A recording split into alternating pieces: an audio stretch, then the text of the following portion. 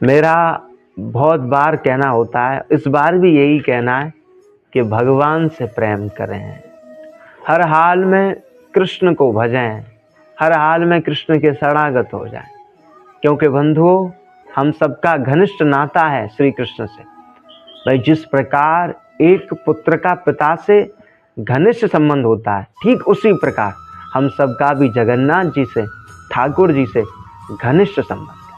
और बंधुओं भगवान भी गीता में कहते हैं, मवे वांसो जीव लोके, सारे जीव मेरे ही अंश हैं, अहम बीज प्रदम पिता। कृष्ण कहते हैं मैं ही सबको बीज प्रदान करने वाला पिता हूँ। तो कृष्ण ही सबके मूल पिता हैं, हम सबके जो मूल पिता हैं वो कृष्ण हैं। इसलिए उनसे प्रेम करो भाई, उनसे अपना संबंध स्थापित करो। संबंध तो हम सबका है ही है, अलग से थोड़ी बनाना है क्या। बस हम सब माया के चंगुल में फंसकर इस संसार में आकर कृष्ण को भूल गए, कृष्ण से अपना संबंध भूल गए।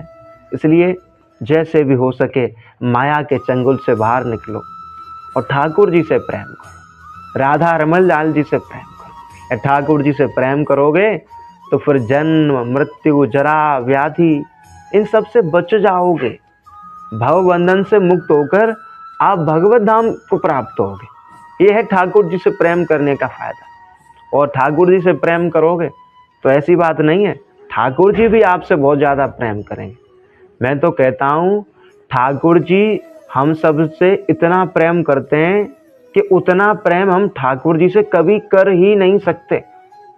ठाकुर जी तो ये समझ लो हम सब से 1000 गुना ज़्यादा प्रेम करते हैं, हम ठाकुर जी से उतना प्रेम कर ही नहीं सकते।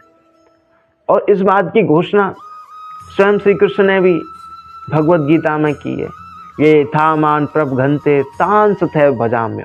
कृष्ण कहते हैं जो मुझको जिस भाव से भजता है मैं भी उसको ठीक उसी भाव से भजता हूँ।